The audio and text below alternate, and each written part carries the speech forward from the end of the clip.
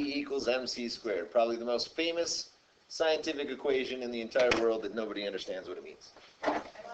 E is energy. M is mass. C is speed. Right. As you said, this stands for energy. This stands for mass.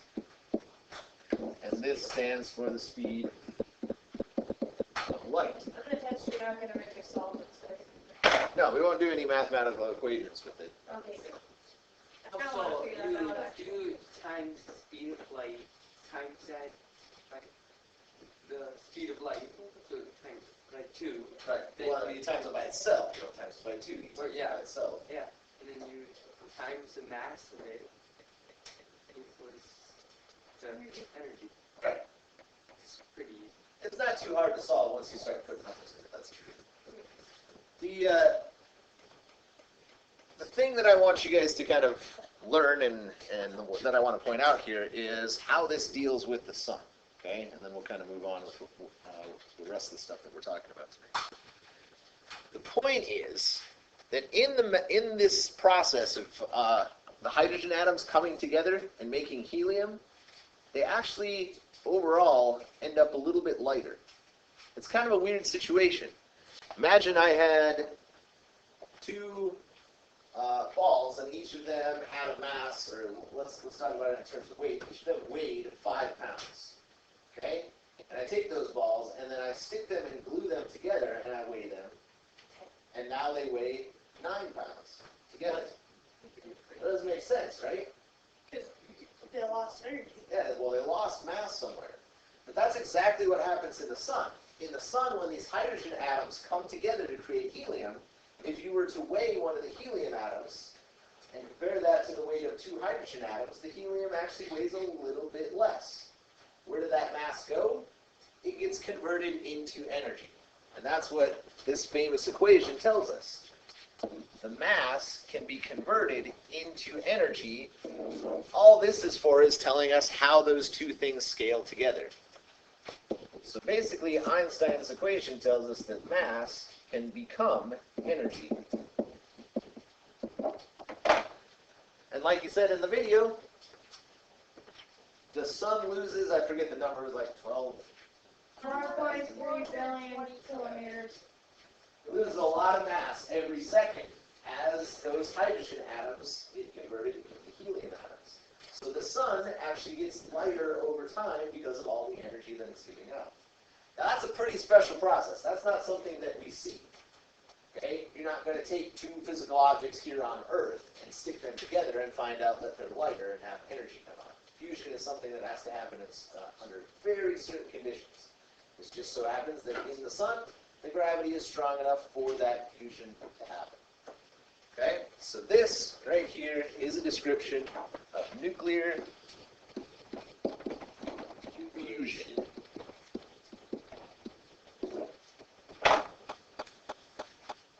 Now there is a different process that people get messed up sometimes called nuclear fission, which is completely different.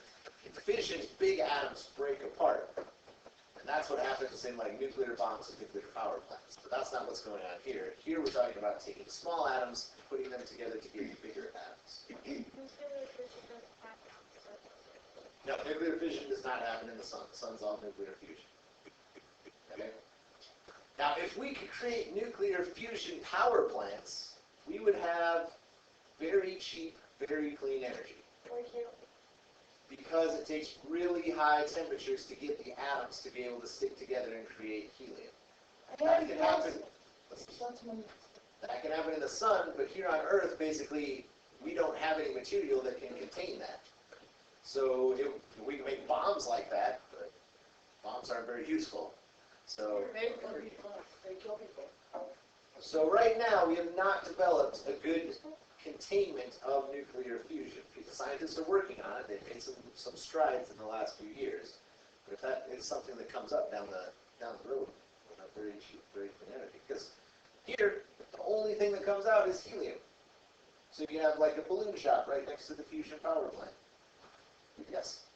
So if you were to have the sun and you talk to helium, there's so many things wrong with what you just said that make it so that that would not be possible. What if you could go by the sun? But sure. That doesn't. I mean, the hydrogen would make you talk funny too. Really? Yeah, Hydrogen's hydrogen's a light gas as well. Okay, so that kind of finishes up what we were talking about yesterday. We've got some other things to talk about today. We're going to look at, oh, sorry, I forgot about this. So this shows the sun. All the nuclear fusion, this is the last thing we need to say about the sun. All the nuclear fusion happens in the actual core. So this is where the fusion happens. So how thick is the sun to get there? It's hundreds of thousands of miles thick. So, yeah, it's very thick. Most of this material out here is just hot, and it kind of gives off energy. There's a lot of things that happen between the core and the energy getting out to the surface of the sun. But all the nuclear fusion actually happens in the core. So how come the sun's the hottest and not anything else? Is that In the solar system? Yeah. Because it has the most mass. I know, but how did they get that? Because it was at the center of all of the stuff that formed the solar system. And we'll kind of get to that down the road. Yes, Justin? So, the sun was 2 times bigger because it said it's been going on for Right? 4 billion years or whatever, Right? and it's going to go on 4 billion more years. Right? So it's 4 bigger, 2 times smaller. Oh, as far as the mass goes, well, it doesn't scale exactly like that. It has lost mass over time, but it's not necessarily lost twice as much. Okay.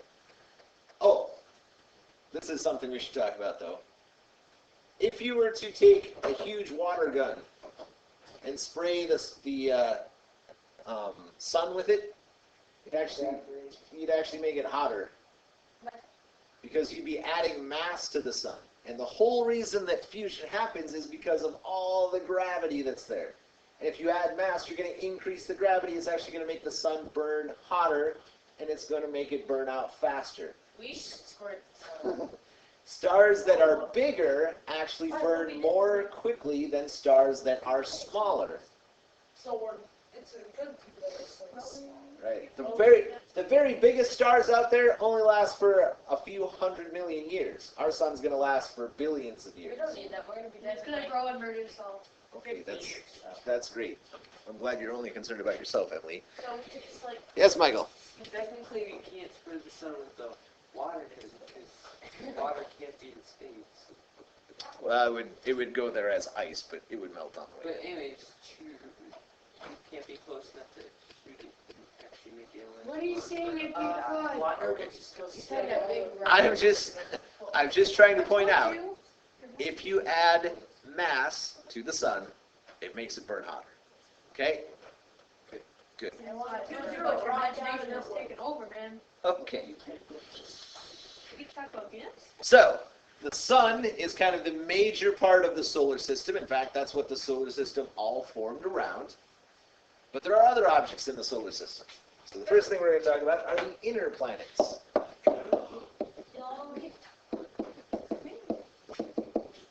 Also known as the rocky planets.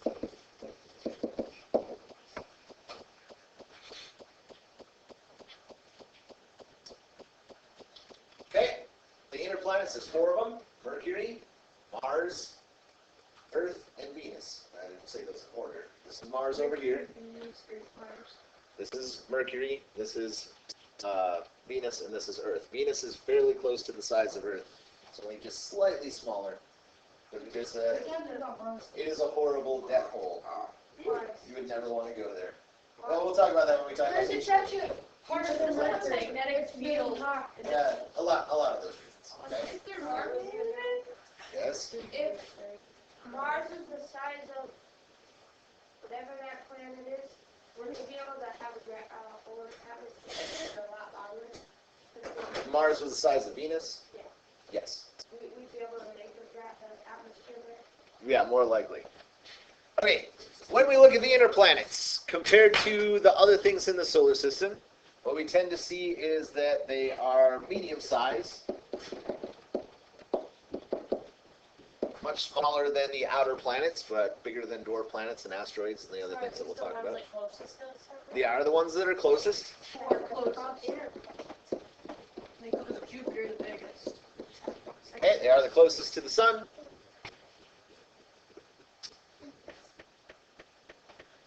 They are made of solid stuff. They're made of, I mean, there's gases and liquids and stuff on some of them, but the majority of them are made of solid rock of some sort. And they also tend to not have moons. They tend to. The Earth has a moon. In fact, the Earth's moon is very big compared to it when we look at other moons throughout the solar system, so that's a little odd. Mars has 2 moons. They're very small, though, comparatively. Mercury does not have a moon. Venus does not have a moon. As we'll see when we compare these to the outer planets, I mean, really, there's very few moons altogether. We've got 3 moons between 4 planets. Did you write on Saturn? No. Why not? They're ice. Yeah. They're basically just chunks of ice floating around. Okay. So if you go out there, you could like get little movies how they like jump from rock to rock to try staying alive. So you could actually go out there. Well, you can't jump from rock to rock like that because there's no gravity. Yeah, You can float from rock to rock. You float. Whoops. This should be outer planets, also known as the gas giants.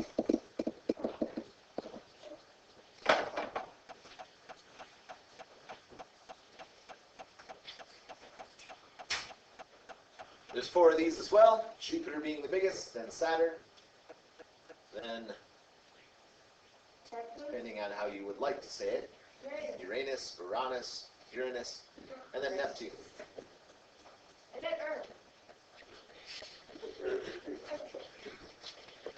Okay, comparatively, these are big. Earth would be something like that compared to these gas giants. These are huge planets. Okay, they have lots of moons. In fact, every single one of them has more moons than the inner planets combined, multiplied by 5.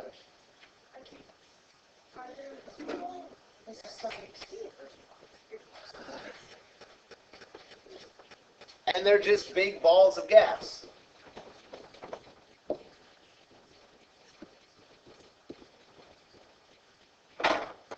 So if you went on there, you'd die really because there's no one. Well, there's no really solid ground. I mean, there's some things that we'll talk about as far as they may have solid central cores, but it's going to be more of a transition from a gas to a liquid to a solid. It's not like here where, you know, gas is here, solid's there. We can stand on a solid ground. Yes. Are there trees like solid though?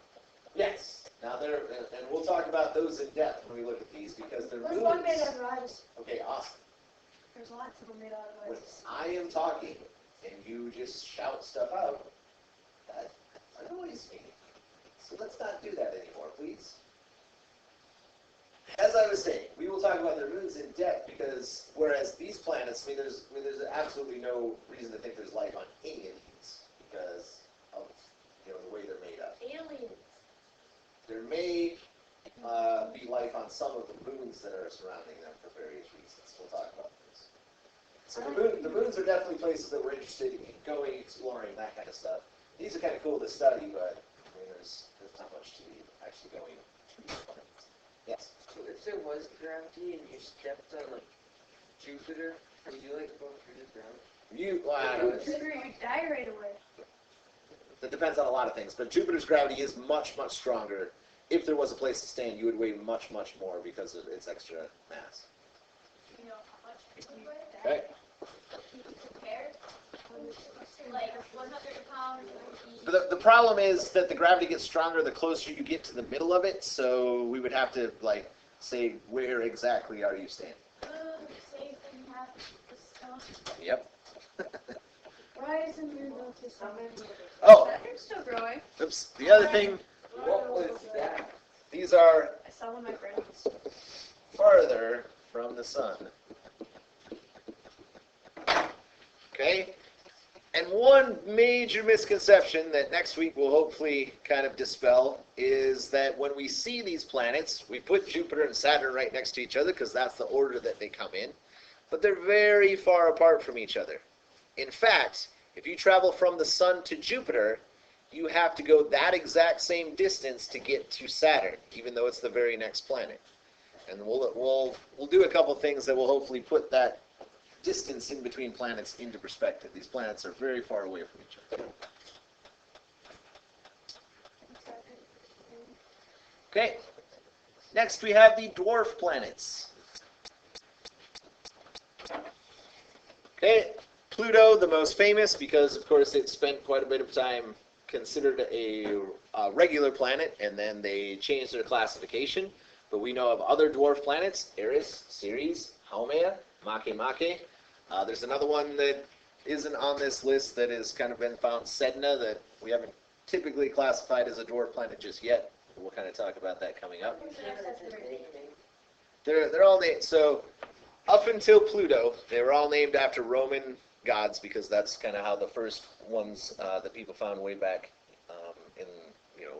in early human culture named them. And then they continued with some of those, but then they decided, hey, let's bring in some other cultures, and so like Makemake, I think is after a Hawaiian god. I'm not sure. Pluto was after the great dog off Mickey Mouse. We should call the newest one McDonald's. Because that's the American one. So, dwarf planets are just big enough to be round-ish. Okay, Pluto, Aries, Ceres, Makemake are all pretty round. Haumea is a little elongated. We'll have to talk about that when we talk about the dwarf planets. It's just all big little stone egg thing. Okay, but the way gravity works, if you got something fairly small, it can have a weird shape. But as you get bigger and bigger, and gravity is pulling those things in towards the center, then if you get enough mass, it kind of rounds the thing out. There's no way we can have an Earth with the mass that it has be square or some sort of shape. Gravity is always going to pull it into a sphere. The dwarf planets are just big enough that the gravity is strong enough to pull them into a sphere. Okay? But the thing that kind of we look at to determine that these are not, we shouldn't classify them as actual planets, is that they are not big enough, so not enough gravity to clean up their orbits. Wait, is our moon bigger than Ceres? Yeah. Mercury is huge compared to them. Oh, it's a little bit bigger, yes. Our moon is pretty good size compared to a lot of them. Do you think our moon's bigger than any of those planets besides Ceres? Our moon is bigger, yes. There are some moons of Jupiter that are actually bigger than Mercury. Space. I don't know. Okay, well, let's talk about this. Planets, like the Earth, have enough gravity that as they go around in their orbits, their gravity is able to kind of take any debris that's there and either fling it off into space or pull it in to Earth. And so it kind of is able to clean up its orbit as it goes along. It's strong enough, it's kind of like a vacuum cleaner. It's able to take any of the debris that's there and like I said, either eject it or pull it in. Dwarf planets don't have quite enough gravity to do that. So they have enough gravity to be round, but as they go around, they don't really have enough gravity to clean up those things that are in their way, in their orbit, or at least close to it. That's why they're not counted as real planets. And that's why the decision was made back in 2006 that we're going to reclassify Pluto as a dwarf planet instead of a planet. So if Pluto came in contact with one of Jupiter's moons, one of Jupiter's biggest moons, that would kick you out of its orbit. I don't quite understand what you're asking. Okay, say they're spinning. I mean, what? And like orbit. Pluto and Jupiter are a long ways away from each other. Pluto would already have to be out of its orbit to come in next to one of its moons. Ears. Yeah, they're a long ways away too.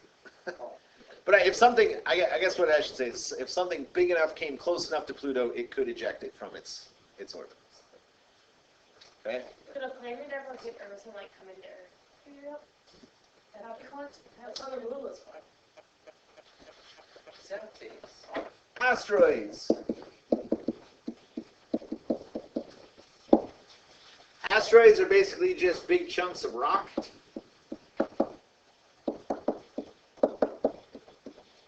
that orbit the sun.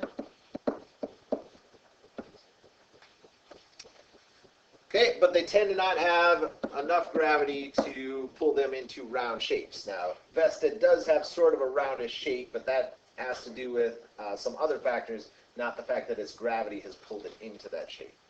So not enough gravity to be, we'll say, naturally round. And as we can see, looking at other asteroids, they're very, very weird shape. That are oblong.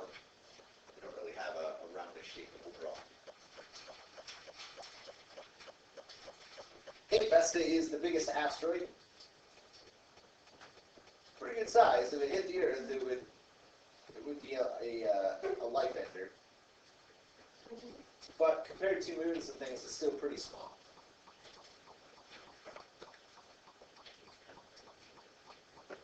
Okay? Asteroids all hang out in a region, or at least the main asteroids, called the asteroid belts, that occurs between Mars and Jupiter. Now realize, when we look at all this planet stuff, nothing here is to scale. These things are very far apart. But just to kind of show you the positions, they all hang out between Mars and Jupiter. Oh, is that why it's hard to head to Jupiter? Yeah. Now, it was thought at one time that maybe this asteroid belt used to be a planet and it got hit by something and disintegrated.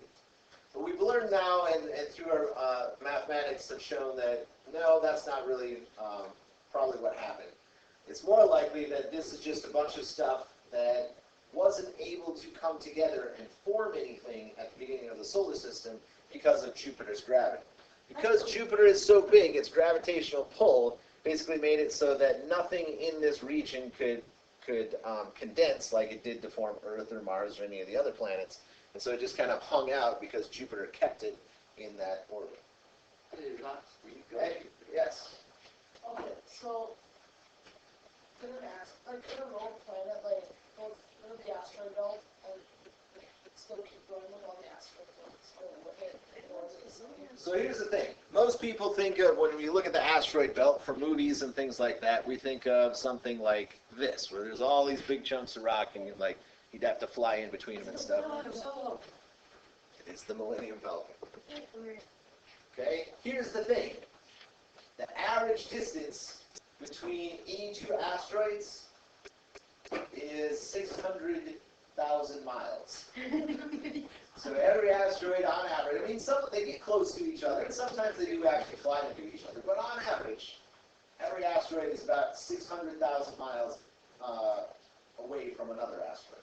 Why in movies do they were nature? Because it's more exciting. They're going like light speed or something. Not yet. We've shot all sorts of probes and things out beyond the asteroid belts, and we really don't have to worry about hitting anything because the likelihood of them running into something is very low. They're so far apart. So, and just to give you an idea, the distance from here to the moon is 400,000 miles. So it's actually less distance between here and the moon than there is between each asteroid out there on average. So the asteroids are actually strung pretty far apart from each other. Most of them are very small, less than a kilometer across, less than about a half a mile. How long does it take to get there? Depends on how fast you're going. When they went there on the Apollo missions, it took about 3 days. Okay. The other thing is, if you took all of the asteroids in the asteroid belt and you put them all together, their mass would be about 4% of our moon. So, overall, not that impressive. Oh, that's sweet. But sometimes these asteroids, because of certain things that happen, can get out of the asteroid belts and they can come towards Earth and they can impact Earth, and then that can cause problems.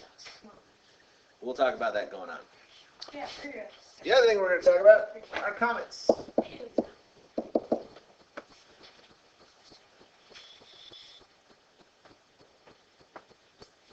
Comets tend to have very big but elliptical orbits, as we'll see in another picture here in a minute. They're made out of rock, gas, ice.